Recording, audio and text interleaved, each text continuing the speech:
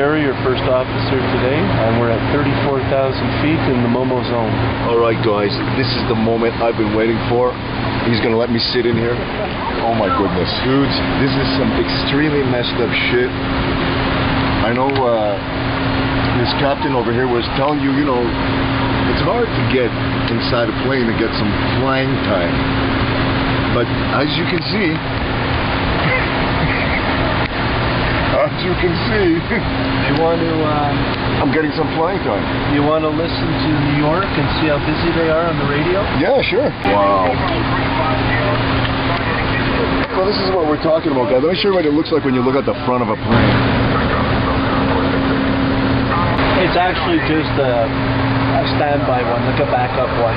If we were to lose everything, we would fly. If we were to lose everything, we would have these three here and our compass.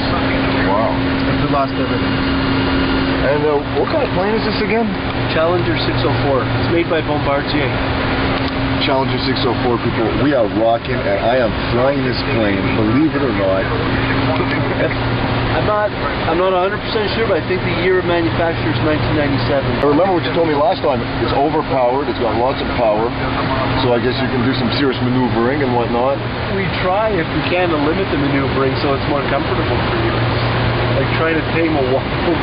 So, you know, talk to me about, you explained this to me, like turbulence is my worst nightmare, and I'm starting to get used to it. You said something to me the other day that actually made me feel a lot better, which you said it's like water, you're riding on water, it's a bit thinner, you know, and so I just accept that, okay, it's a rough wave, we're going through some stuff, but how do you know when you're hitting it and how to get out of it? Turbulence is just like diverging currents on the water, like on a river. If you have two different current flows meet each other, the water's going to be very choppy. It's the same thing as the air. Okay. We never know where it is if it's in clear air, except what we have in our forecast, because they can forecast where the zones are in clear air. When you're in clouds, you will always have turbulence in clouds. So that's why we try, if we can, always to get up high above the weather. Sometimes you can't. Like for a stretch about an hour ago, we were about 20 minutes, half an hour in clouds. They were higher than us, and we can't go any higher for the weight we are with how much fuel we're carrying. So you'll always have some bumping around in turbulence. Good. But in clear air here, we never know where it is except what is predicted on our forecast. Wow. Well, this is absolutely amazing, guys. And as you can see, this is what it looks like when you're a pilot. And when you're going to go land, right? So at one point, does it go manual or is it? Oh yeah. I mean, we can fly it manual anytime. The regulations say that above 28,000 feet, the airplane has to be on an autopilot. But at any altitude below 28,000 feet, we can hand fly it as much as we want. We generally don't, just because these airplanes are so advanced that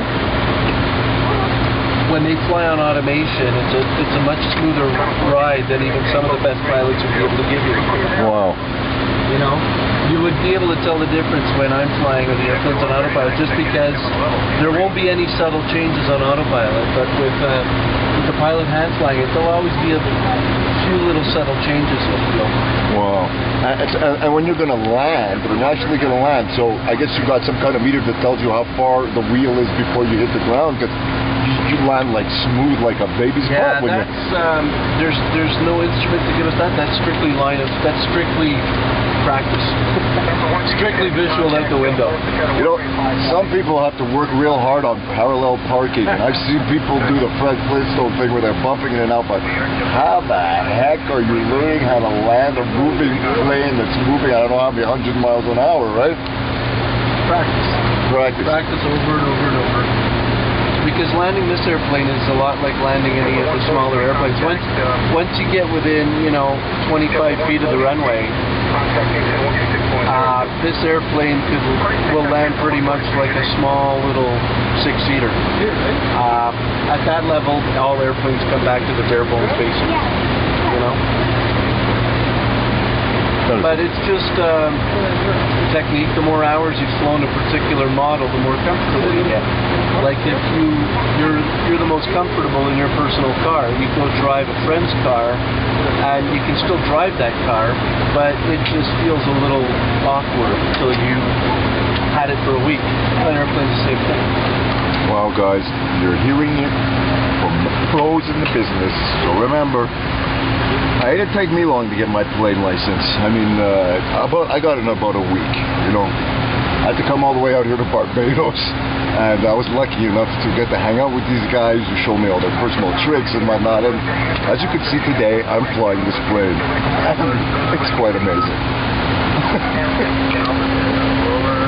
Just let me know if I'll find myself on YouTube. Oh, no,